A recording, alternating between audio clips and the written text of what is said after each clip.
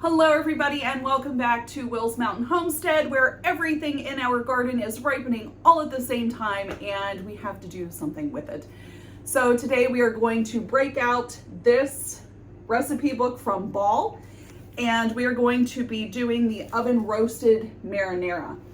And this is great because you don't have to peel or core the tomatoes. All we're going to be doing is roasting them in the oven. Super simple, super easy, and a great way to use a larger quantity of tomatoes. So in this bowl behind me, we have picked a little over 20 pounds because some of our tomatoes do have a few blemishes on them that need to be cut out. But this recipe states that you need 20 pounds of tomatoes. So wash them up really good and then just cut them all in uniform size. And then we're gonna toss them in the oven. So let's go. In our bowl of tomatoes, we do have several different varieties. These ones here are an Amish paste tomato, and they are growing very, very well. So I did throw a couple of those in. We have some yellow tomatoes as well, some really big ones. See, these are the blemishes that I'm gonna be cutting out. So that's what I'm talking about with that. We have some Cherokee purples that we're tossing in. So we're throwing a couple cherry tomatoes in here as well. And this is a new variety for us. These are from Baker Creek and these are black strawberry tomatoes. And these are a cherry tomato, but by golly, they are huge for cherry tomatoes. So, but they get really black and then the bottoms will start to turn this pink color, and that's why it's called a black strawberry tomato. But they are delicious and super sweet. So we're going to toss a couple of these in as well. And, oh dear, there they go. But yeah, I just wanted to show you what this variety looked like. I have 2 trays of tomatoes that need to go into the oven.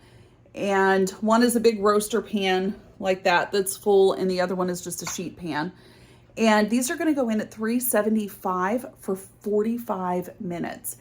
And you just want them to cook down to release a lot of their liquids. Then we're gonna put them through a ricer. So that's the next step.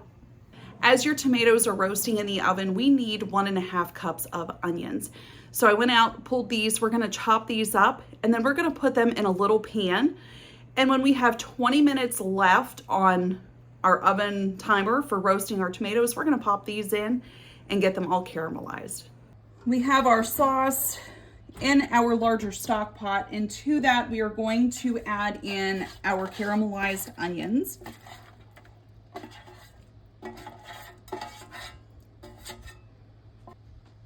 One cup of a dry, either red or white wine is perfectly fine, but you want 1 cup of that. 6 cloves of minced garlic. A couple of bay leaves.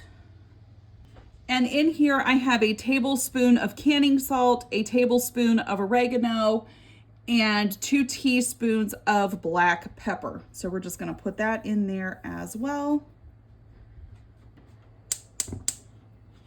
And then we're gonna bring this up to a simmer, and then we're just gonna let this simmer for a while until it reaches the desired consistency that you want it to be. Now that could take 20 minutes, it could take an hour. It's all your personal preference on how thick you want your sauce. So we're gonna check it at 20 minutes and we're gonna see what it looks like and then decide at that point if we need to go additional time. So we are left with a big bowl of just skins and the juice that came off of our tomatoes. Do not discard this because whenever we're done, we're just gonna heat this back up, run it through our strainer to take all the seeds out, and then we'll can this tomato juice and have juice for on our shelves then. All right, so I have let this cook down for about 45 minutes now, and you can see it has thickened up just a little bit. I don't like my sauce too thick because I do cook it on the stove for a little while because I add other vegetables and stuff into it whenever I'm ready to use it. So this is a fairly good consistency for us. So we're gonna go ahead and get this in the jars. At this point, when you're making your sauce, you want to remove your bay leaves that you have and add 1/4 cup of lemon juice to your marinara.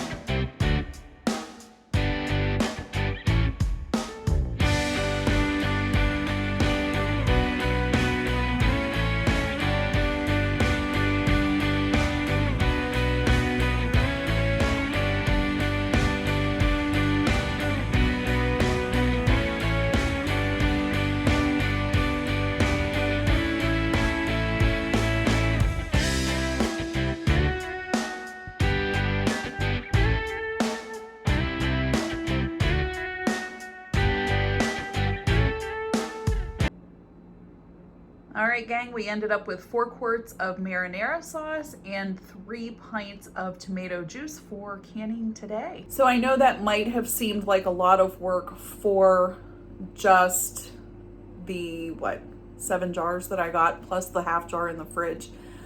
But if you look at it from a different perspective, I don't use any pesticides.